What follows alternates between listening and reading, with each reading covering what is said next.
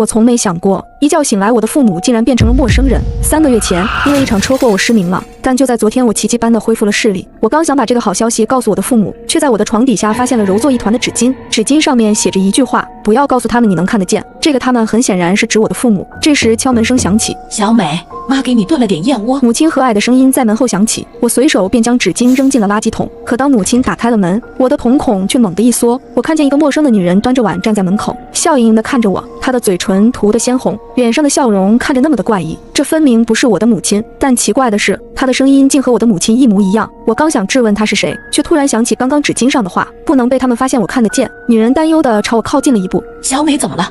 是不是哪里不舒服？我摸索着坐在床上，缓缓说道：妈，把燕窝放在这里就好，我等会吃。女人说道：小美，燕窝烫，要不还是妈喂你吧。我立刻拒绝了女人。妈，我有点困，想睡一会儿，我放凉了再吃。女人点了点头，没有说什么便出去了。当她带上门的那一刻，我猛地松了口气，后背已经完全被冷汗打湿了。我真正的母亲到底去了哪里？这个女人又是谁？我悄悄走出了房间，一眼便看到客厅的沙发上坐着一个背对着我看报纸的男人。这个人一定便是我的父亲。我左右环视了一番，确定那个女人不在客厅之后，压低声音喊了一声：啊！男人转过头来，我看见了他的脸。那一瞬间，恐惧席卷了我全身，因为我看到的并不是我熟悉的父亲的脸，而又是一张完全陌生的脸。小美怎么了？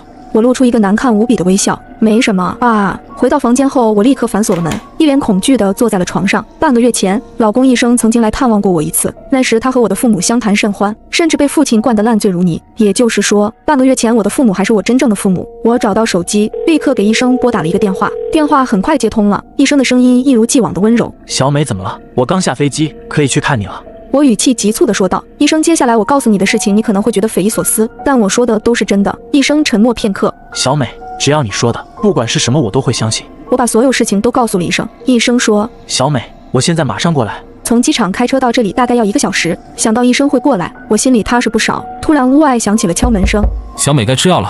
外面响起了父亲的声音，我心跳加快，死死地看着门外。见我许久没有出声，男人开始转动门把手。怎么锁门了？小美，不吃药的话，你的眼睛会好不了的。男人催促我开门，我下定决心无论如何也不会开门，除非医生过来。随后我听到了他下楼的脚步声，我这才松了口气。突然我又觉得有点不对劲，我局促不安地走到门边，听着门外的动静，小心翼翼地趴了下来，想透过门缝看看外面的动静。而就在这个时候，我对上了一双眼珠子，那个男人就趴在门缝下，死死地瞪着我。那瞬间我浑身都是冷汗，我装作没看见的样子，缓缓在地上摸索了起来。奇怪，我的手机刚刚明明掉地上的，那双眼睛从缝隙里消失了。我一下子瘫坐在地上，大口大口地喘着粗气。这对诡异的男女出现在我身边，肯定有不可告人的目的。我不知道我的父母到底去哪里了，现在我唯一能做的就是等待医生的到来。煎熬地等待了1个小时之后，我终于等来了医生的电话。电话那头的医生声音听起来非常焦急：小美，你现在到底在哪里？医生的话让我觉得很奇怪，我就在别墅里啊，你之前来过的，你该不会找错地方了吧？我也很焦急。我就在别墅里，但是你和叔叔阿姨都不在，这里布满了灰尘，好像很久都没有人住了一样。他的话同样让我惊骇不已，医生还给我发来一张照片，我一看照片，的确是在别墅里，只不过真的如同医生所说的那样，别墅里满是灰尘，看起来似乎很久无人居住了。我的心脏跳动得非常厉害，守不住地颤抖着。医生，我就在别墅里，到底是怎么了呀？我还活着吗？这瞬间，我情绪几乎崩溃。医生安慰我：小美，你别哭，我绝对相信你，我已经报警了。你现在听我说，在警察到来之前，不要让他们发现你能看得见。眼睛恢复视力当天，我收到一张纸条，不要告诉他们你能看得见，而这个他们指的是我的假父母。我刚要去楼下拿充电器，却被我的母亲叫住。女人的脸凑得离我很近，嘴角咧开一个夸张的弧度。小美呀，我才发现你走楼梯的速度比之前快了很多呢，你是不是能看见了呀？妈，我看见了，会和你说的。我在这里生活了3个多月了，自然走得快。女人笑了笑，伸出那双冰冷的手摸了摸我的脸蛋。我还以为小美能看见了呢，要是小美能看见了，可不要隐瞒爸爸和妈妈。等女人走后，我的双腿都控制不住的颤抖，我必须要离开别墅。突然我听到厨房里传来吱呀一声，橱柜的门突然开了一条缝隙，一双惨白毫无血色的手软软地垂了下来。我被吓得面色陡然煞白，这双手的手指上有一个我熟悉无比的黑痣，这是我母亲的手。我双眼通红，浑身颤抖，这双手毫无温度，甚至已经发青，一看就不是活人的手。我的母亲不是失踪了，而是遇害了。这对男女杀死了我的母亲，藏在了这里。这一瞬间，我的第一反应就是跑。当我转过头时，竟看到男人从我对面微笑着走来，他的视线先是落在了橱柜外的那只手上，随后猛地看向了我。小美，你在这里做什么呢？眼睛怎么这么红？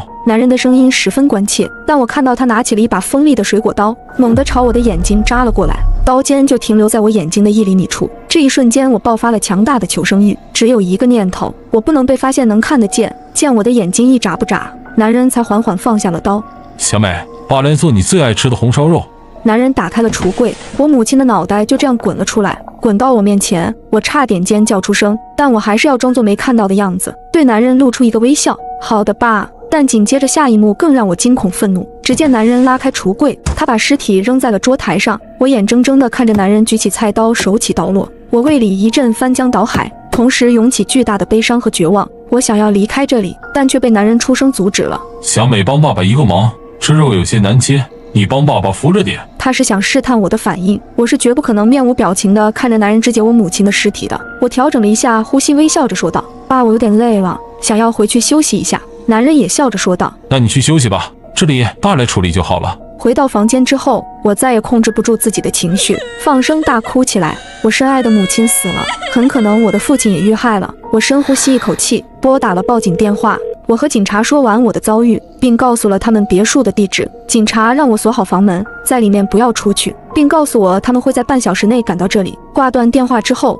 我立刻反锁了房门。突然，我听到了上楼的脚步声，男人的声音从门后响起：小美，爸爸已经做好红烧肉了，你下来帮爸爸尝尝味道吧。听到男人的话，我十分愤怒，我紧紧地盯着门口。爸，我现在不太想吃。紧接着，女人的声音也在门外响起：小美妈，帮你按摩一下眼睛吧，医生说要多加速血液循环。我紧张地说道：妈，我想一个人待会儿。这时，钥匙插入锁孔的声音响起，女人竟然配了我房间的钥匙。我立刻躲在了床底下，捂住嘴巴，屏住呼吸，不敢发出一丝一毫的声音。我听到吱呀一声，门开了，紧接着衣柜的门被打开了，卫生间的门也被打开了。我拼命祈祷着他们不要发现自己，但是我的祈祷并没有生效。2张面无表情的脸出现在床底下，对我齐齐露出一个诡异的微笑。找到你了，小美。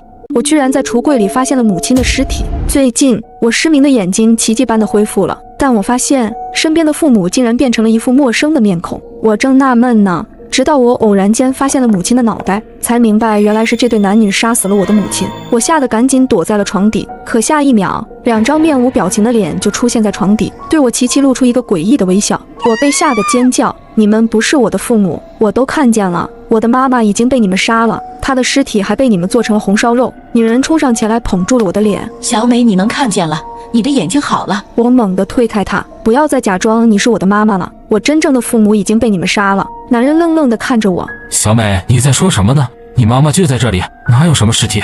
我一气冲到了厨房里，但离奇地发现地上我母亲的脑袋消失了，母亲的尸体也变成了一块猪肉。我面色发白，节节后退，不敢相信我看到的。这时，女人突然大声哭了起来：之前医生就提醒过我们，说你可能会出现一些车祸后遗症，但我们都没放在心上。你现在是怎么了呀？我扭过头，死死地看着这2张陌生的脸庞。你们有什么证据证明你们是我的爸妈？女人擦了擦眼睛，颤巍巍地拿出了手机。我注意到她的手指处竟然也有一个和我母亲一模一样的黑痣。女人给我展示了手机上的照片，手机里是我们一家3口甜蜜的合照，照片上显示的日期正是3个月前我没有失明的时候。难道我真的生病了？我因为生病所以产生了幻觉吗？我迫不及待地想要知道真相，于是我拨通了老公医生的电话。医生很快接通了。小美怎么了？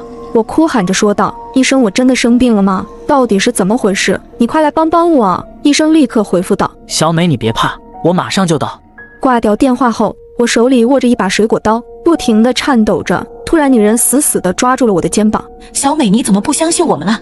你病了，你病得很严重，妈妈和爸爸要送你去医院。我举起刀，猛地刺中了女人的手臂。此时，女人流着眼泪看着我，她丝毫不顾自己伤口的疼痛。小美，爸妈已经很辛苦地照顾你了，把刀放下吧。这时，医生气喘吁吁地出现在我身后，他拿出了一张精神鉴定证明，报告上写着我的精神极其不稳定，伴随臆想、幻觉等症状。最终，我下定了决心，一刀划开了自己的喉咙。我本以为我会结束这痛苦的噩梦，但出乎意料的是，医生站在那里一动不动地看着我，说了一句：你做到了，小美。接着我竟从黑暗中苏醒过来，原来半年前，一对无恶不作的夫妻来到我家抢劫，我刚好半夜起床上厕所，结果被他们绑架了，并且歹徒还用刀刺伤了我的眼睛。虽然母亲第一时间报警，成功制服了歹徒，但在那之后，我便患上了受害者综合症，一直生活在痛苦之中，甚至因为胆小的性格开始出现臆想幻觉等并发症。我臆想出了长着歹徒脸的假父母，并认为他们杀掉了我的亲生父母，